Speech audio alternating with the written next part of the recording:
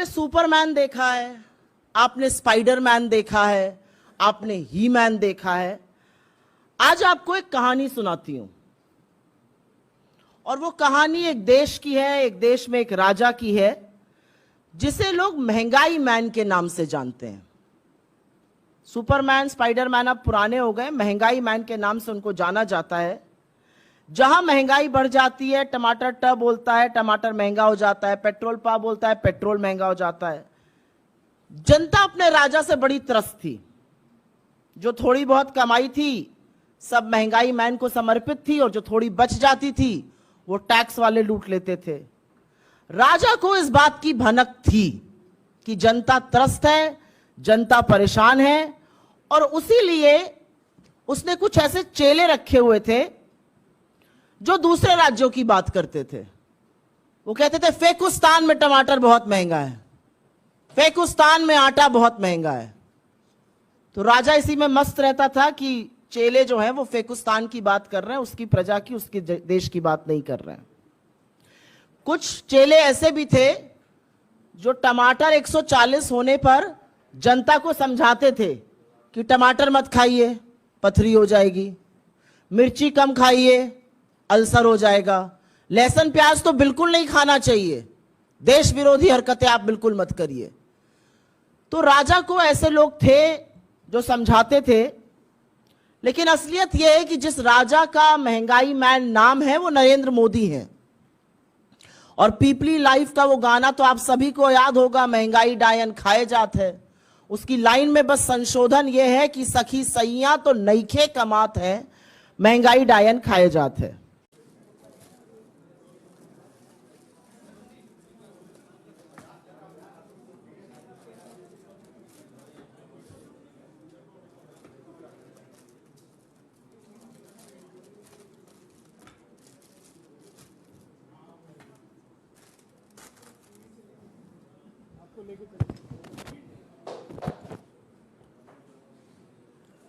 Rafiq, are we ready? आप सबको हमारा नमस्कार।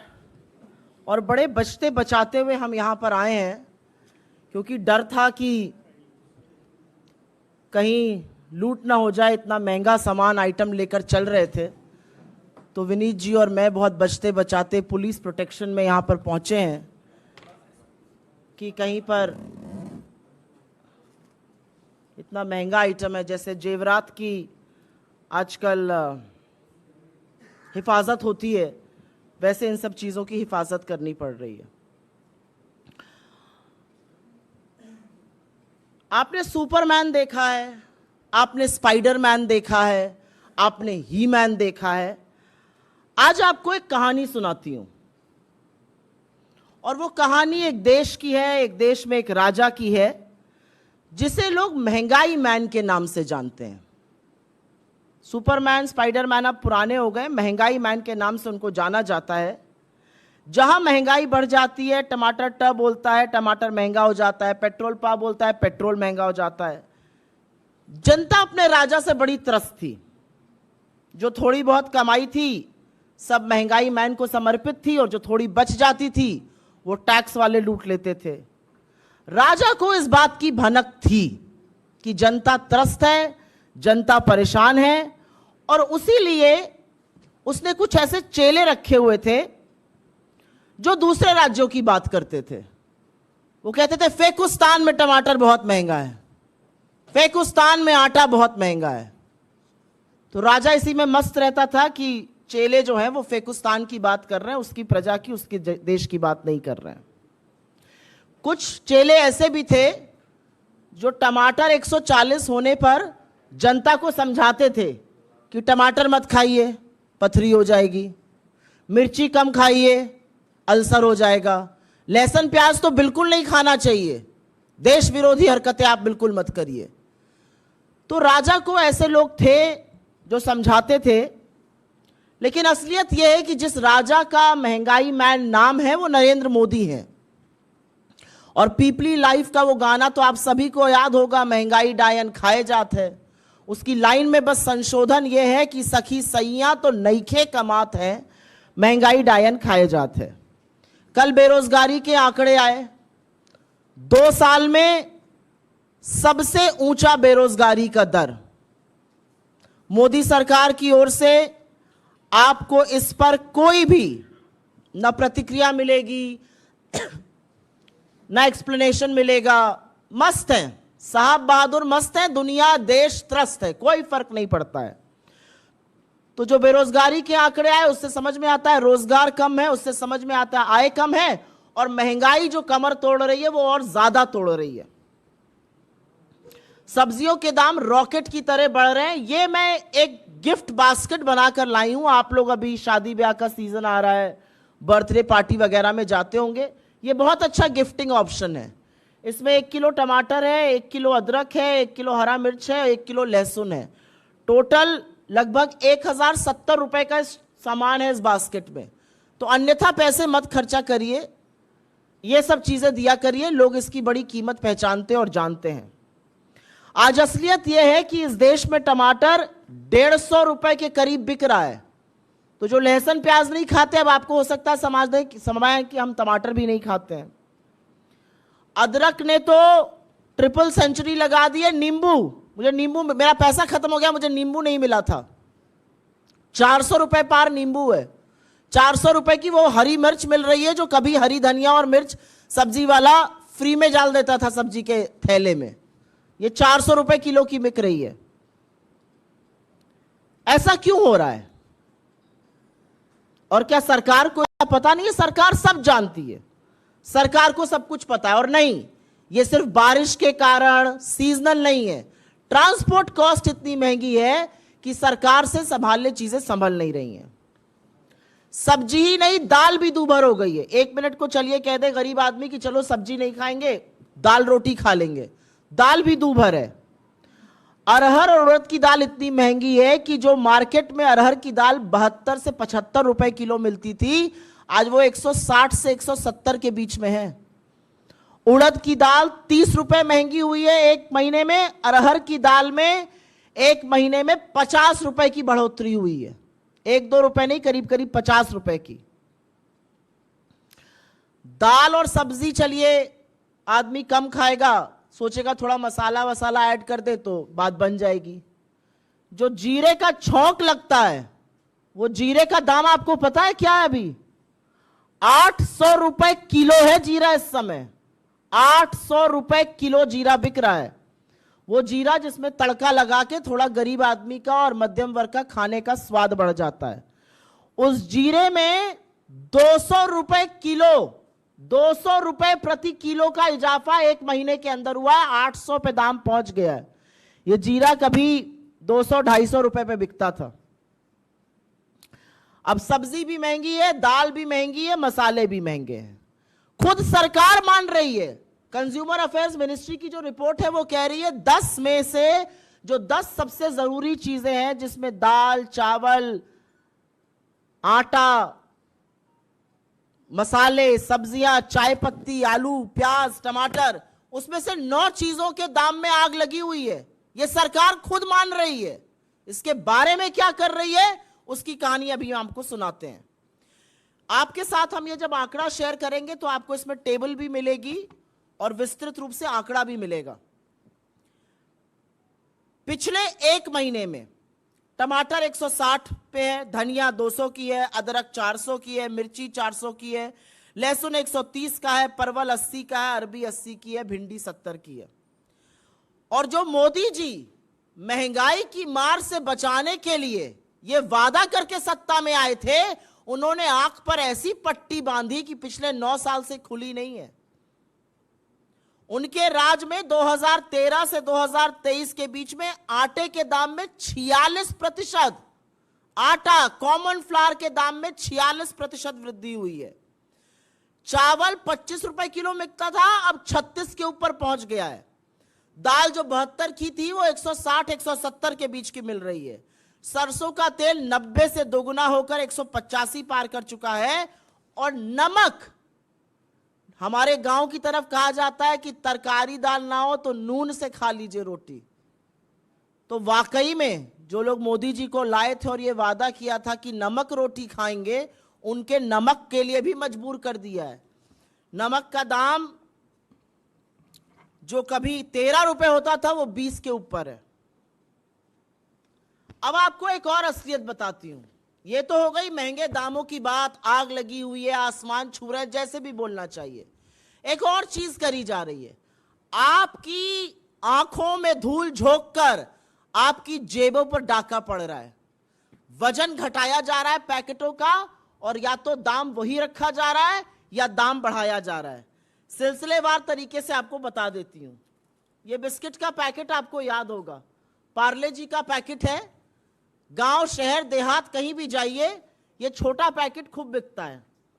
ये छोटे पैकेट का दाम 5 रुपए, लेकिन अब ये 50 ग्राम का हो गया है। पहले ये 80 ग्राम का था, 30 ग्राम कम कर दिया गया, दाम वही रखा गया, तो ये बिस्किट बड़ा महंगा हो गया।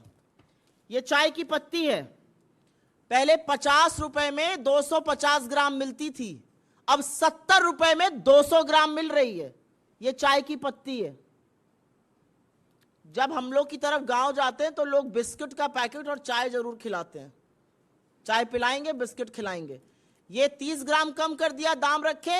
ये 50 रुपए का मिलता था 250 ग्राम, अब 70 रुपए का, और वजन 200 ग्राम। ये नमकीन के कुछ पैकेट में लाई हूं।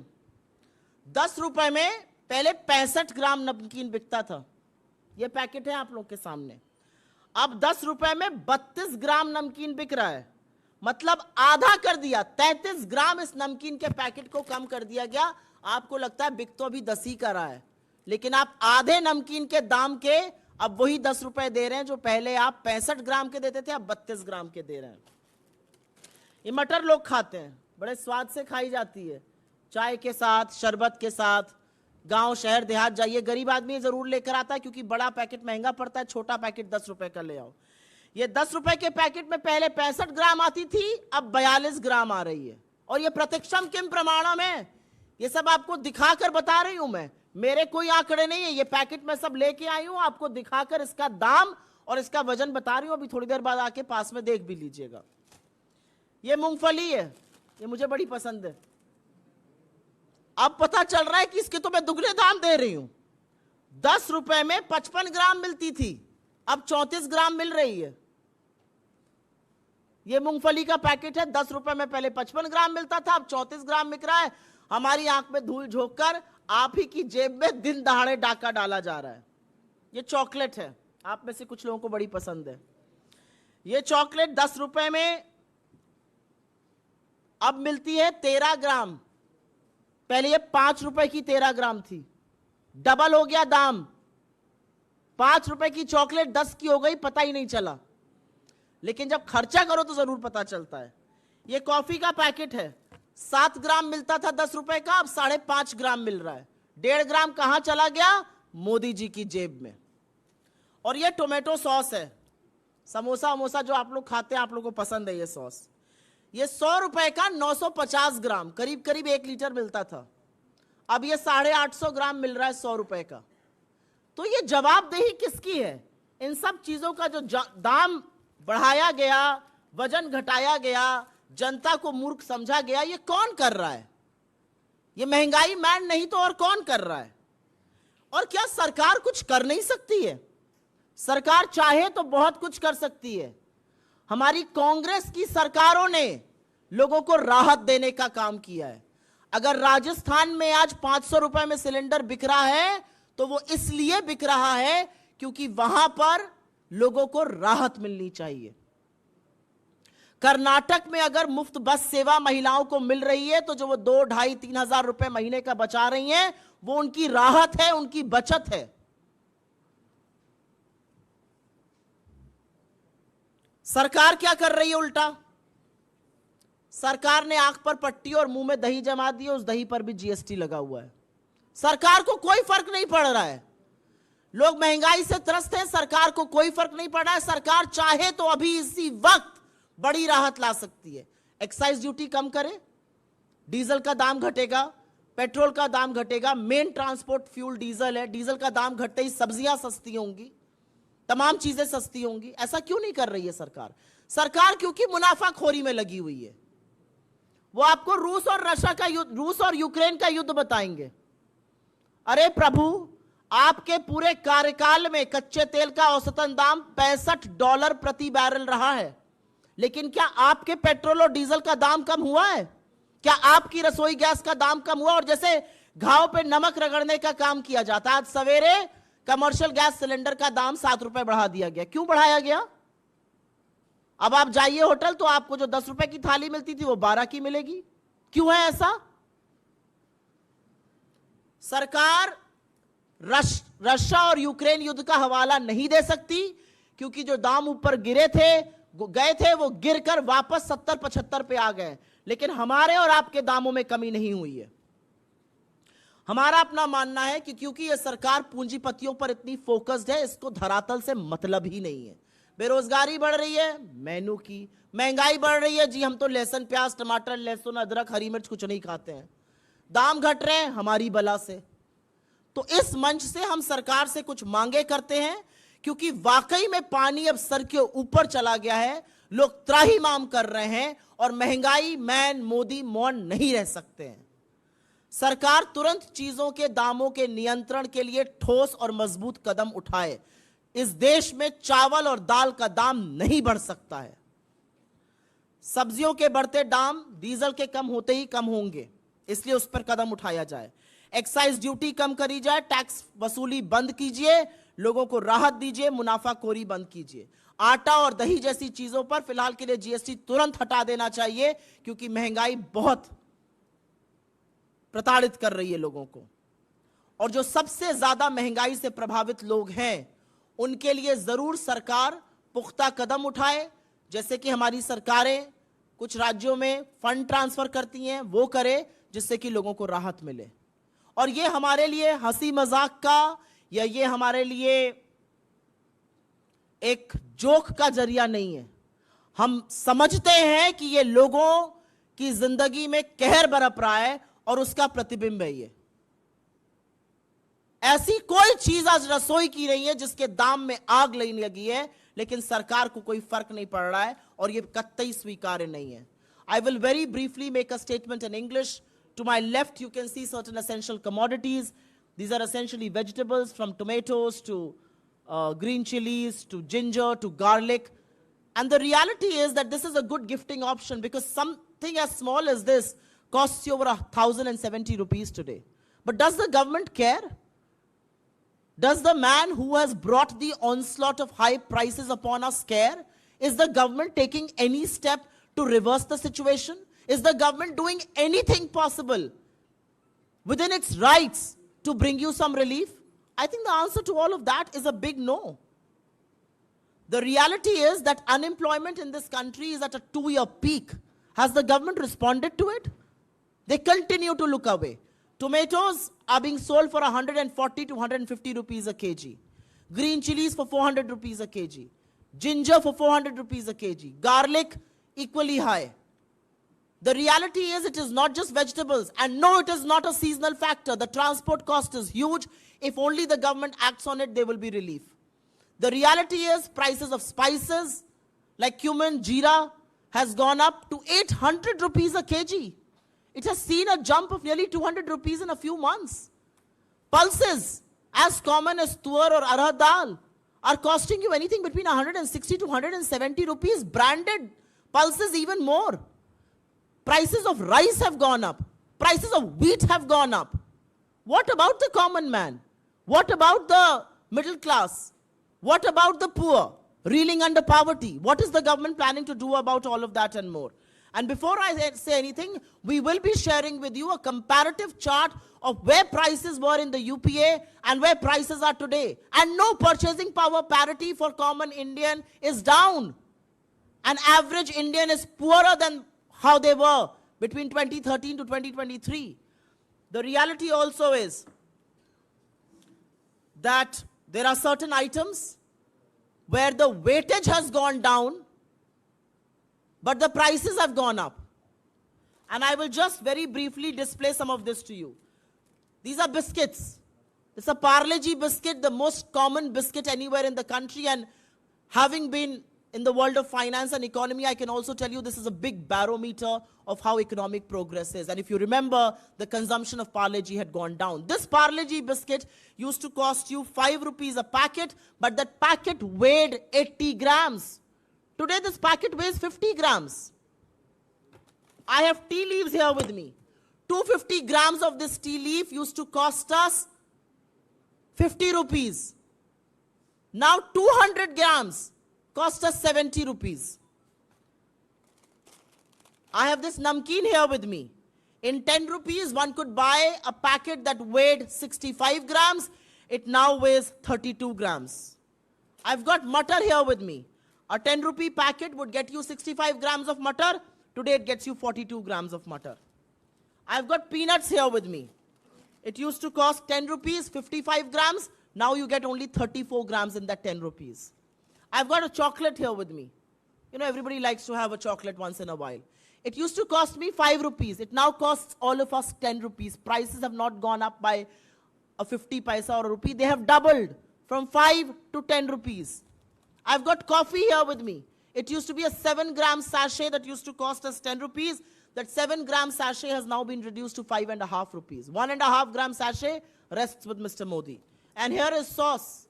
950 grams of this sauce used to cost me about 100 rupees. It now costs us 850 grams for 100 rupees. So the reality is that the government is completely apathetic. They don't really care. It doesn't matter to them what common man or woman is facing. And is it a fact that the government can't do anything? Is it all seasonal? Absolutely not. I mean, look at the Congress governments. Look at our government in Rajasthan. Our government in Rajasthan is committed to bringing relief. We are giving cylinders for 500 rupees. Our governments like in Karnataka have made bus service free. That has left additional money in the hands of women. And that is relief for them in a time when they're reeling under high prices. So the government can do a lot, but the government is busy profiteering. Crude oil prices, on an average for this government, have been at 65 rupees a barrel, $65 a barrel. But have prices gone down for you? No, they haven't. After the Russia-Ukraine war started, prices went up, but then they came down and came down substantially. Today, they are anywhere between $70 to $72 a barrel. Have prices gone down for you? No. Can the government bring down prices? Any moment. They just have to bring excise duty down. Are they willing to do it? No, they are not. They're getting cheaper crude from Russia. Who's the beneficiary of that cheap crude? What is happening to that cheap crude? Nobody knows. So from this very platform, we ask the government to take immediate steps so that some relief can be brought to people of this country. We expect the government to rationalize fuel prices. We expect the government to reduce prices so that diesel costs come down, so that prices of vegetables can come down. We expect the government to stop profiteering through taxes, to remove common flour and yogurt right now from the GST and bring in some relief.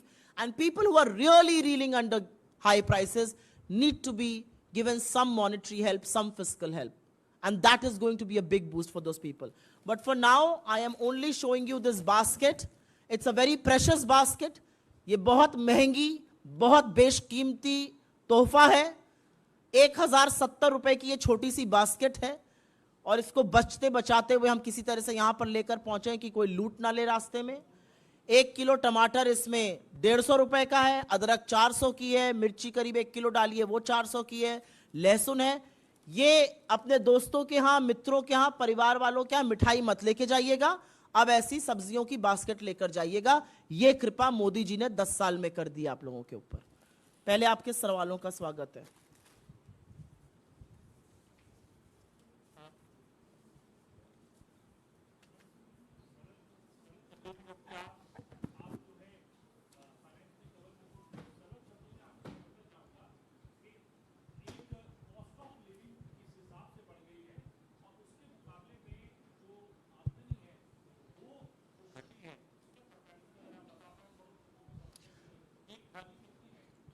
इस देश में कल एक आंकड़ा आया और वो आंकड़ा ये कहता है कि 2 साल में सबसे चरम सीमा पर बेरोजगारी है. अगर इस देश में बेरोजगारी इतनी ज्यादा है तो लोगों की आय घटी है. जिसके पास रोजगार है घटा है. यह आंकड़ा मेरा नहीं है. 83% हिंदुस्तान कि आय घटी है, और अगर आय घटी है और चीजों के दामों में यह आग लगी है, तो एक आम आदमी की थाली से पहले लहसुन, प्याज, टमाटर, अदरक, हरी मिर्च गायब हुई, फिर दाल गायब हुई, फिर जीरा गायब हुआ, अब चावल और आटे के भी दाम बढ़ गए हैं। तो आप खुद समझ सकते हैं कि आमदनी कम है, आमदनी ठन्नी है और खर्चा रुपये से ज्यादा है। और इसीलिए मैं बार बार कहती हूं कि जो गाना था ना, सखी सैया तो खूबे कमात है, उसको बदल दीजिए, सखी सैया तो नईखे कमात है, महंगाई डायन खाए जाते हैं। यह असलियत है। Cost of living has gone up substantially. आपकी फ्यूल कॉस्ट हायर है, आपके इलेक्ट्रिसिटी प्राइसेस हायर है, आपकी वेजिटेबल कॉस्ट हायर है, आपके सीरियल्स हायर है, आपकी आम ग्रेन हायर है, आपकी कॉफी, चाय की पत्ती, बिस्किट, जो चीजें मैंने यहां पर दिखाई, छोटी रोजमर्रा की जिंदगी की चीजें के दाम उतरे हैं या बढ़ा दिए गए और उसका वेट घटा दिया गया। तो अगर यह महंगाई की मार नहीं है, और अगर यह महंगाई की मार सरकार को नहीं दिखाई दे रही है, तो सरकार क्या देख रही है? कहां अनदेखी है सरकार? यह अपने आप में एक बड़ा सवाल है।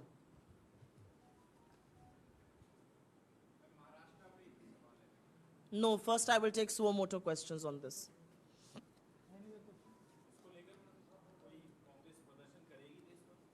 हम लगातार ये मांग उठा रहे हैं, हमारे नेता उठा रहे हैं, हमारे अध्यक्ष उठा रहे हैं, राहुल जी उठा रहे हैं इन मांगों को।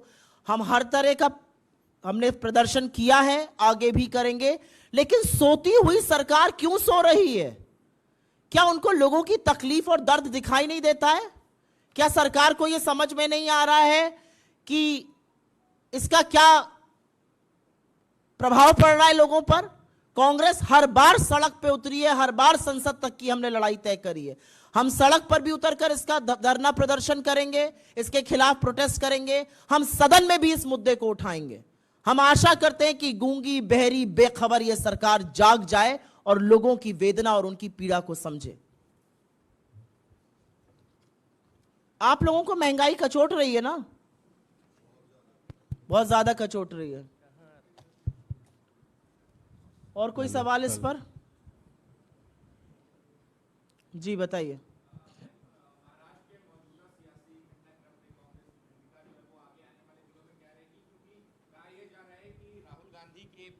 राहुल गांधी के पटना में शरद पवार के साथ जाने पर भी अजीत पवार जो है वो खासे नाराज थे, और ये एक बड़ी वजह बनी जाने का। मैं आपसे दो बातें कहूंगी। भारत जोड़ो यात्रा के दौरान जब राहुल गांधी जी ने 4000 किलोमीटर इस देश के पैदल नापे, तो जो उत्साह, जो समर्पण और जिस तरह से वो हाथों हाथ महाराष्ट्र में लिए गए, शायद कोई दूसरा प्रदेश होगा जहां पर हमने आम लोगों का और कांग्रेस के अपने साथियों का वो उत्साह देखा था। तो मुझे लगता है कि महाराष्ट्र में कांग्रेस और मजबूत होगी। महाराष्ट्र के साथ हमारा ऐतिहासिक संबंध रहा है। महाराष्ट्र में कांग्रेस और मजबूत होकर और प्रखर बनकर उभरेगी। और ये जो भी लोग हैं ना, जो विपक्षी एकता पर सवाल उठाते हैं, वो दो मुही बातें करते हैं, वो दोहरे मापदंड अपनाते हैं। 24 घंटे पहले मोदी जी जिन लोगों को अब शब्द कह रहे हैं, पानी पी पी कर गाली दे रहे हैं, उन्हीं के साथ आत्मसात हो जाते हैं। तो आज मोदी जी से सवाल पूछना है, आप क्यों घबरा रहे हैं विपक्षी एकता से इतना कि कहीं उनको तोड़ रहे हैं? कोई फर्क नहीं पड़ेगा, क्योंकि जनता भी जानती है कौन किसके साथ खड़ा है और कौन किसके खिलाफ खड़ा है। जनता के जो मुद्दे हम यहां पे, मेरा शौक नहीं है यहां पर टमाटर, प्याज और लहसुन रख के रखने का, लेकिन ये जनता की मांग है, इसलिए हम कर रहे हैं। और जनता जान रही है कि उनके मुद्दे कौन उठा रहा है और कौन सत्ता के सुख के लिए लालायत है। जी सरकार की अगर बात करें, महिलाओं की शिक्षा या महिलाओं के विकास को तमाम बड़े दावे करती है, बेटी बचाओ बेटी पढ़ाओ के नारे देती है। वहीं अगर महिला राजदूतों की बात करें, 2021 में ये औसत लगभग 17.5% था, अब घटकर 13% में महिला राजदूतों का जो है औसत आ गया है। महिला क्या? और वैश्विक स्तर पर लगभग ये संख्या 21% से ऊपर है। आज जो 13% की जो संख्या है वो लगभग मिडिल ईस्ट यानी अरब देशों बराबर हमारी संख्या आ चुकी है महिला राजदूतों की, राजदूतों की। देखिए, महिलाओं का प्रतिनिधित्व हर जगह होना चाहिए। आपकी बात बिल्कुल सही है कि महिलाओं को राजदूत भी बनना चाहिए, ज्यादा से ज्यादा महिलाओं को राजनीति में आना चाहिए, उनको मौका मिलना चाहिए। कौन ये करने के लिए समर्पित है, ये बात का सवाल है। हमने तो दावे के साथ, मेरे नेता ने पब्लिकली कहा है, राहुल जी ने, कि जिस दिन मोदी जी 33% आरक्षण सदन में लाएंगे, हम बिना शर्त उसका समर्थन करेंगे। 9 साल से सत्ता में प्रचंड बहुमत है, क्यों नहीं लाते हैं? किस चीज से डरते हैं? उनको तो किसी घटक दल का भी साथ नहीं चाहिए। लाएं, महिलाओं को आगे बढ़ाएं, दिखाएं अपना समर्पण, दिखाएं अपना कमिटमेंट, बट करेंगे नहीं ऐसा, क्योंकि ये जो नारे हैं और ये जो दावे हैं ये खोखले हैं और जबानी जमा खर्च हैं। क्यों हमारी राजदूतों की संख्या कम हो गई? Women in fact are considered very good ambassadors, women are considered very good diplomats. क्यों हमारी संख्या कम हो गई? क्योंकि अगर दावे में सच्चाई होती तो पहले शीर्ष पर बैठी हुई महिलाओं को मौका मिलता। क्यों नहीं मौका मिल रहा है आज की तारीख में? यह बात तो भाजपा को जवाब देना चाहिए, सरकार को जवाब देना चाहिए।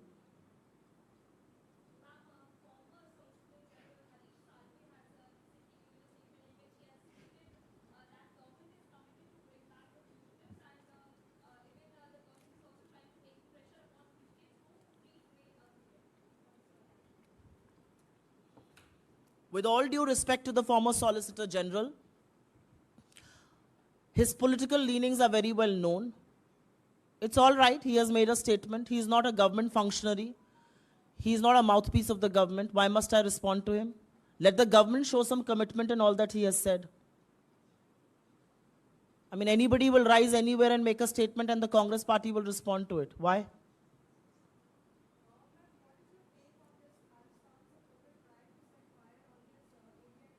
What? Can you speak a little louder?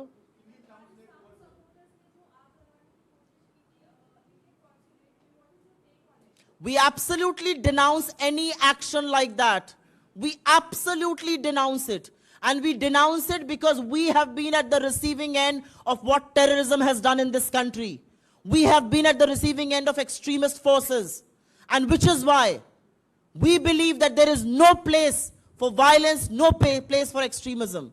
We've lost two of our most dear one former prime minister and one sitting prime minister was assassinated while she was in office because of these forces. And which is why when people like them obstruct Rahul Gandhi's meeting overseas, we expected the Indian government to take it up with the Biden administration. And instead, they chose to stand with the extremists. So they stand exposed at every nook and corner.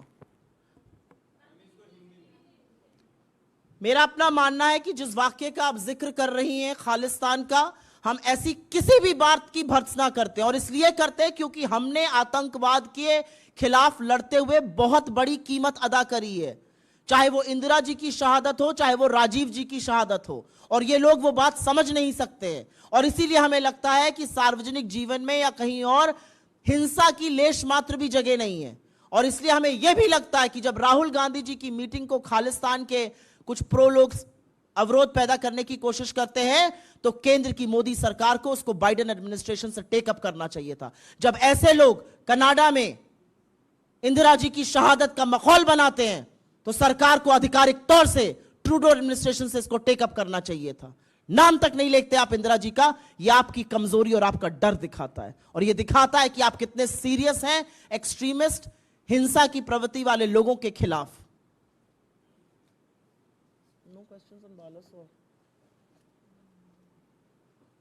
अभी आप लोगों को एक और खबर पता चली होगी बालासोर के बारे में, और जैसा कि वहां की कमेटी ने बताया कि ये टेलीकम्युनिकेशन और सिस्टम फेलियर था, तो हम इस मंच से, हमारे नेताओं ने इस पर ऑलरेडी वक्तव्य दिया, हम इस मंच से सिर्फ इतनी ही अपील कर सकते हैं कि गरम भोजन, कहीं हरी झंडी, कोई नई वंदे मातरम के चक्कर में मत पड़िए। पहले जो रेल से यात्रा कर रहे हैं लोग, उनको सुरक्षित कीजिए, उनको अपने गंतव्य पर सुरक्षित पहुंचाने की जिम्मेदारी सरकार की है। सरकार की जिम्मेदारी गरम खाना और नई नई झंडियां दिखाने की नहीं है। सरकार की जिम्मेदारी है कि जो आज रेल की पटरियों पर गाड़ियां चल रही हैं, वो सुरक्षित अपने गंतव्य पर पहुंचे। सरकार के सारे झूठ धराशायी हो गए इस एक रिपोर्ट के माध्यम से। धन्यवाद बहुत बहुत आप लोगों का।